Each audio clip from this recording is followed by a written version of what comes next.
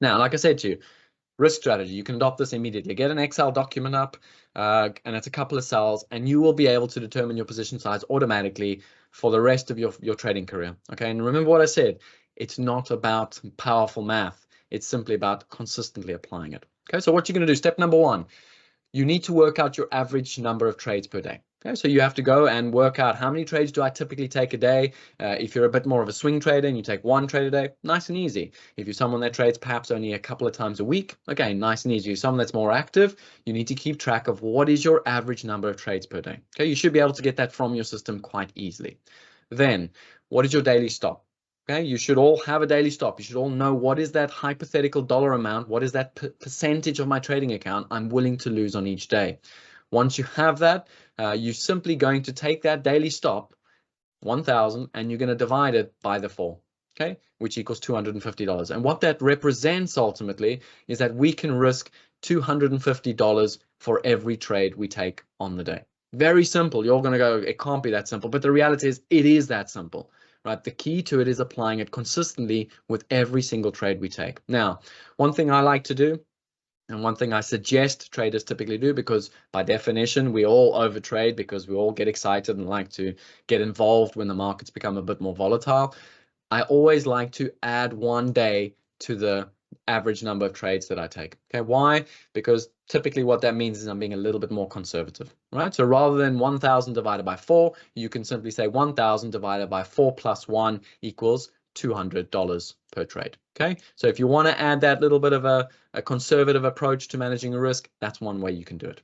All right, then it's very simple. To work out your position size, trading the full contract S&P 500, we take the $250, we divide it by where we're placing our stop on the trade, multiplied by the tick value, very straightforward, and that tells us straight away you can use on this trade you're going to execute where you have a 10-handle stop in the S&P, you can use 5 micros.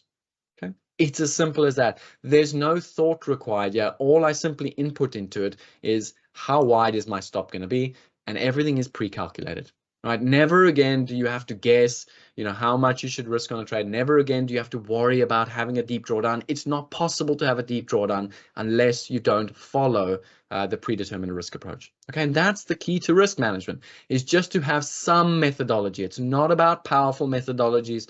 It's not about probabilistic, modeling. It's not about that. It's about just being consistent in the approach, because that'll ensure you're always risking an amount that is ultimately based on your account size and your daily stop. Okay, now there's a number of ways we can do dynamic adjustments. Dynamic adjustment, again, is just a fancy way to say improve this approach. One approach, like I said, is you can add a +1 on the average trades. Okay, that's one way you can make it a little bit more dynamic, particularly if you're over trading.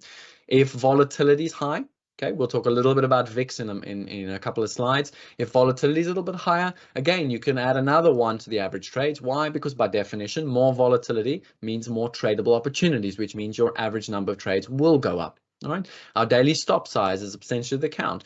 Okay, this is something that we can play around. Ultimately, what's very, very important is when you choose a daily stop size, stick with it. Don't keep chopping and changing it. We'll talk a lot about how to choose that daily stop size in the second part of the series, but you can ultimately determine your daily stop size, and that makes the model quite dynamic. Okay, so that's a very, very simple strategy. You can implement it immediately, and you can start managing your risk consistently. Now, just very briefly, some of the advantages and disadvantages. The key to risk, like I said, it's not about the model you adopt, it's more about why you're adopting it. Okay, now what you must notice with this strategy is it has got downside, but it's also got upside.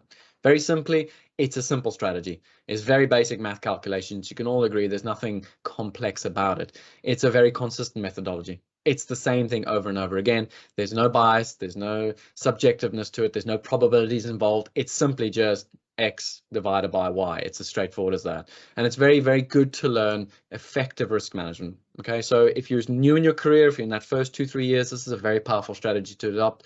However, there are disadvantages. Okay, one, we don't maximize on profit potential. All right, we're doing nothing with regards to probabilities.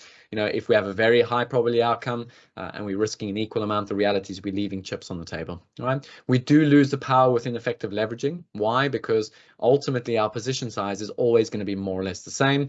It does also mean slower account progression, not no account progression, but slower account progression. And it does require a high tick win rate to get that account moving forward. And then ultimately, what is the right amount of average daily trades? Okay, you would need to manually calculate that within your Excel sheet. But again, whilst that is ultimately a downside, it's something that you can automate for yourselves.